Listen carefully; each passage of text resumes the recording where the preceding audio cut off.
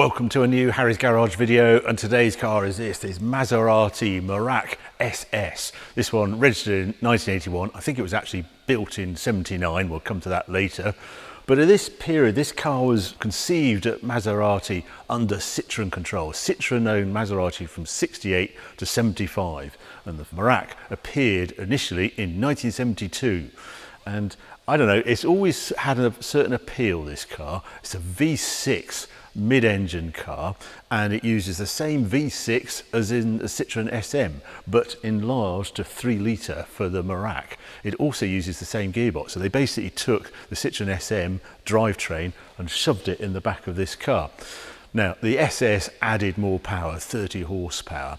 But Maserati's thinking at the time, or Citroen's thinking, was to take on the 911. That was the car that was the target car. They also had Lamborghini doing their Urraco, and Ferrari had the Dino, the V6 Dino. That was sort of early 70s cars. Then Ferrari actually upped the game, went to V8, and obviously the Lamborghini was V8. And I just thought it'd be useful to get, this is a magazine from 1978, just to look at the pricing of these sort of cars. And in June 78, the 911 Sport, we say the 911 SC Sport, £14,999.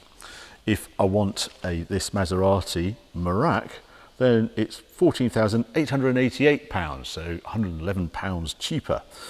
Urraco, £14,560, so slightly cheaper again. And the Ferrari Dino 308 by this time, GT4, £14,754.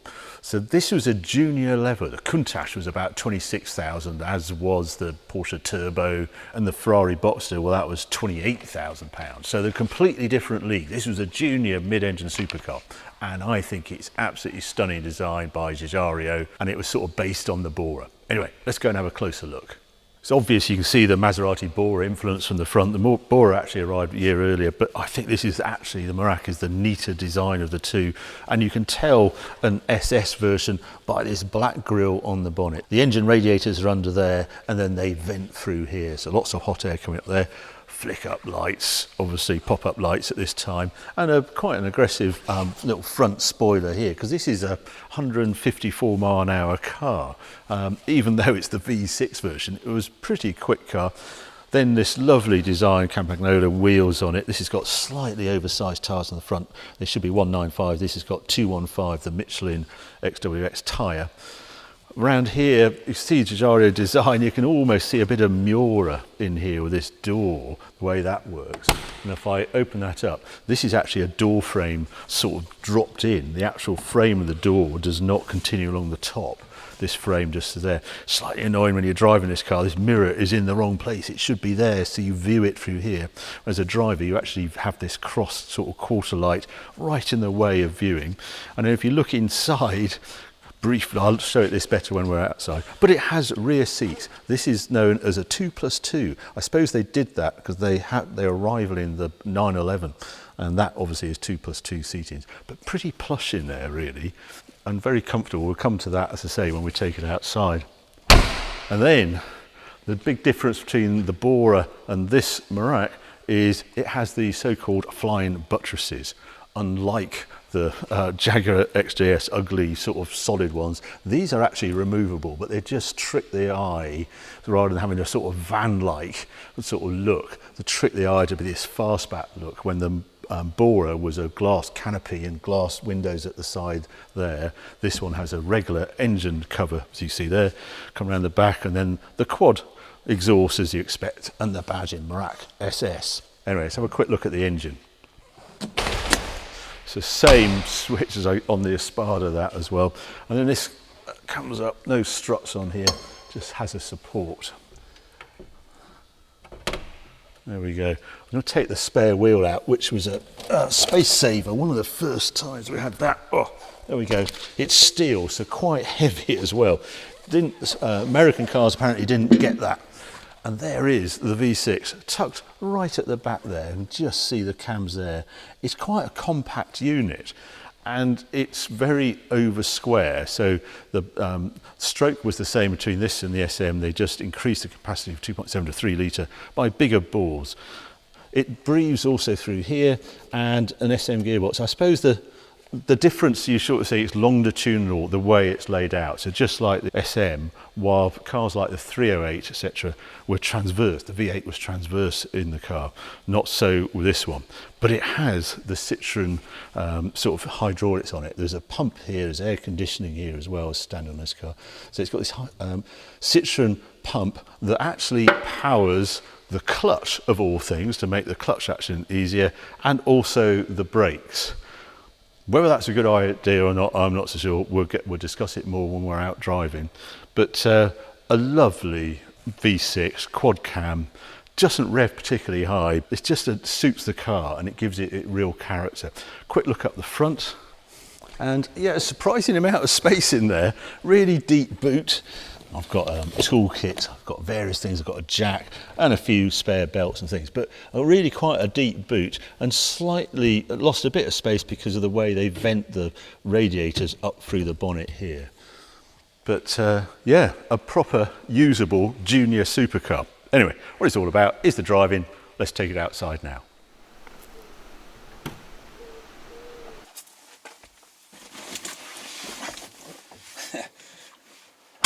Yeah, very different in here. This is actually the Bora dash. Another thing when I was researching this model, you get all sorts of dashboards on the Merak. When it first came out, left-hand drive cars actually had the Citroen SM dash in it with a single spoke wheel and the, you know, the oval sort of instruments. And then they swapped to a different dash when Dieter Master took over in 75, 76. But right-hand drive cars bizarrely got the Bora dash. So yeah, a right old muddle, but it's reasonably laid out and quite recognisable. I'm going to start the engine, and I can hardly press the clutch, so I'm actually not going to press the clutch. I'm going to make sure I'm in neutral. V6 starts up, and now I can press the clutch because of that Citroen sort of pressurised system. They actually have clutch assist, and it makes a huge difference. Weirdly, it hasn't got power steering, but it's got a powered clutch. Yeah. Oh. And just, yeah, nicely laid out. I'm not a particular fan though of this sort of centre console. There's a giant ashtray that's a bit tricky to open. There it is. Ashtray there and a cigarette lighter. Gear change, it's not as sexy as sort of what Ferrari do, the gated change, and it feels slightly odd because it's sort of plastic on top and then metal there, and you think, oh, have I got oil on my hand or something? That has a completely different texture. 5-speed gearbox though, and although I'm not going to do it, the wheel, unusually for an Italian car this era, goes in and out and up and down, so that's all good. I've got a fan here, I just want a little bit of fan out here, and I've got standard air conditioning, so that's really good. I've got a handbrake down here that annoyingly doesn't fly off, so it makes it a bit tricky getting in and out of the car. But anyway, we'll crack on and go on to some of my better roads. Great sound from that V6 already.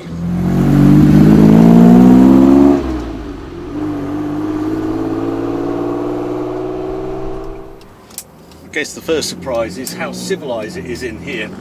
Obviously lots to look out at. I'll just let you listen to that as well. It's a lovely V6 sound, not harsh in any way, it just loves to build revs, and it's just a easy flow of power. It doesn't peak or anything, it's just really nice engine. And it's quiet in here. I did my usual thing of measuring the cabin noise. It was 76, 77 decibels, so really quite quiet. No real squeaks and rattles. There's one slight rattle from the seat I can hear there, but that's it. It just feels plusher than you expect, is my initial impression. And easy steering, light steering really. It's not powered, and with those oversized tyres, it's unusually easy steering for a car this age. Lots of, I can't get a myriad of sort of dials to look at. Oil temperature, fuel, aqua temperature, battery that I think is being disconnected because it keeps saying it's low, but it isn't. It obviously isn't low. And a clock, unfortunately, yeah, not the Maserati clock that you come to expect. Just a regular quartz clock. round, looking very ordinary compared to what came later in Maserati's history. Then I've obviously got oil pressure in front of me, speedo, and I've also discovered that it's a 300 kilometre hour speedo and miles, and even though it's right-hand drive, it actually records in kilometres, not miles. So although it says it's done 34,000 miles, it's not. It's 34,000 kilometres, about 21,000 miles or thereabouts. Yeah, I've borrowed this car from Hairpin Company again. It came in a few months ago and I thought, oh, I'd love to go have a go in that, and sold immediately, and I didn't get a chance. This time it's just come back and I've grabbed it before it's even been prepped. But it's just a pristine example of Merak that I've never seen one quite like this. I just adore the colour of it as well. Great visibility out as well. I think that having that engine longitudinal rather than transverse like the Ferrari and Lamborghini just mean it can sit lower, so you've got the sort of more depth to look out the rear window. Weird that I'm talking about practicalities, but they're just a surprise when you're discussing a quirky 70s Maserati. Right, we're going to squirt it up the hill, maybe I'll use it in a second. Yes, it's quite low gear, so yeah, just 4,000 RPM at 30, here we go.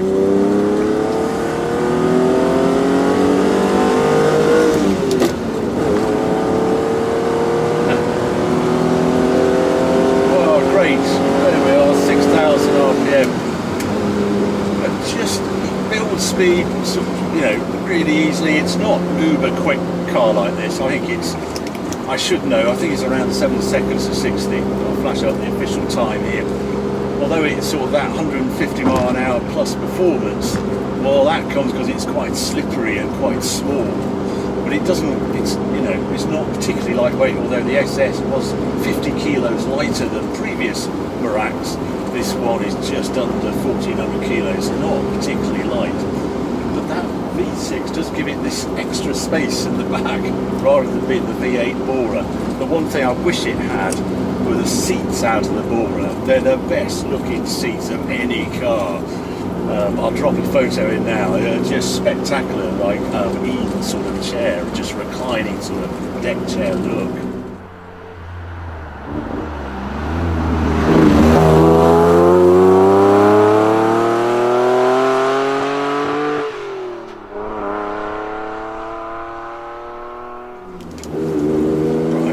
Interested out what it's going to be like down here. I'll leave it in third, tip it in. Maybe I should have had second, I don't know, it's quite short second.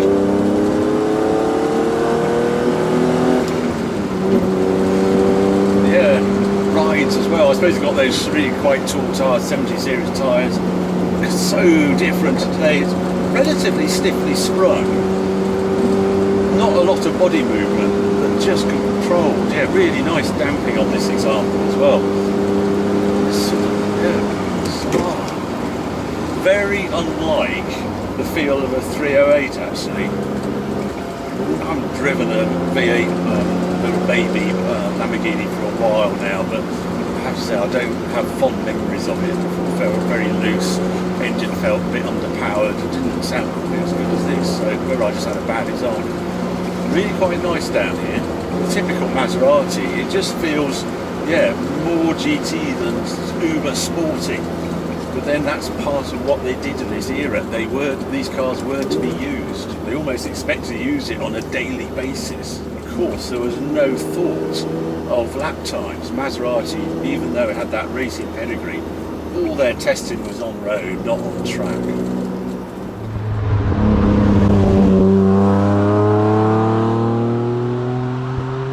Yeah, the only thing you have to get used to are the brakes on this weird Citroen powered, very sharp brakes. Good over there. What's it feel like around here?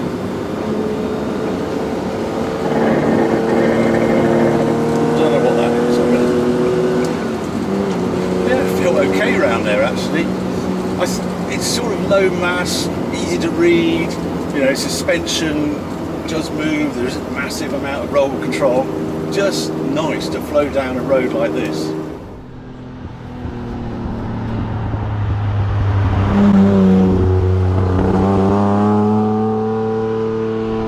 I think the Citroen high pressure brakes were quite a novelty in the 70s because it gave this car proper braking power.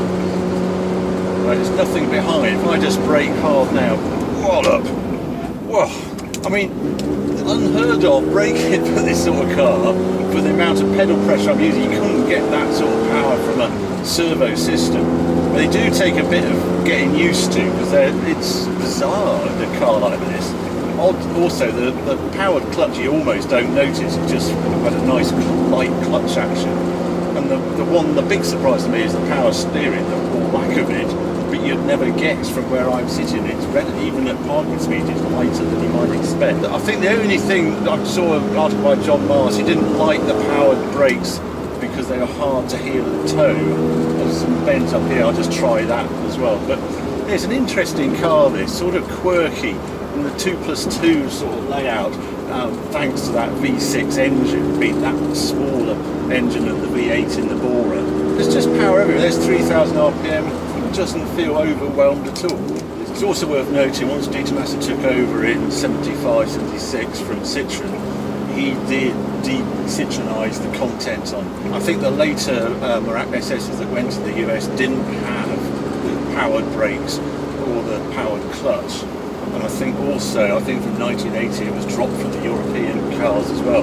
So if you don't want the Citroen high pressure system, there are Merak SS at the end of production that didn't have it. Another nice thing with this car, I'm pretty sure that air conditioning was standard on it, and that's unusual in this class car. I'm sure you didn't get that in the 911. Let's just try heel and tow it into here. Yeah, it's not that bad actually.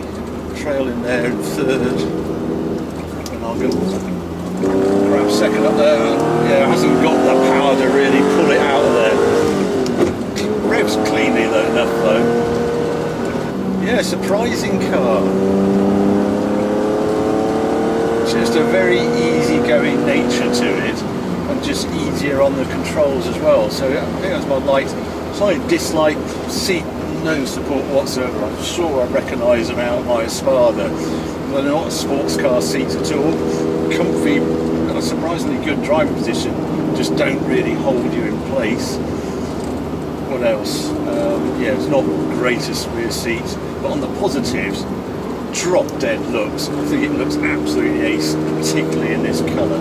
And just of an era, lovely sort of junior exotic, nicer than I expected it to be, which is always a good thing when you're testing cars like this from the 70s or early 80s. So there you go. Hope you enjoyed this video. If you have, well, keep watching, keep subscribing. Let's see if we push towards the 600,000 mark on subscribers.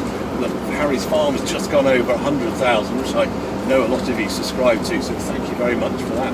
Anyway, there will be more videos coming along very soon.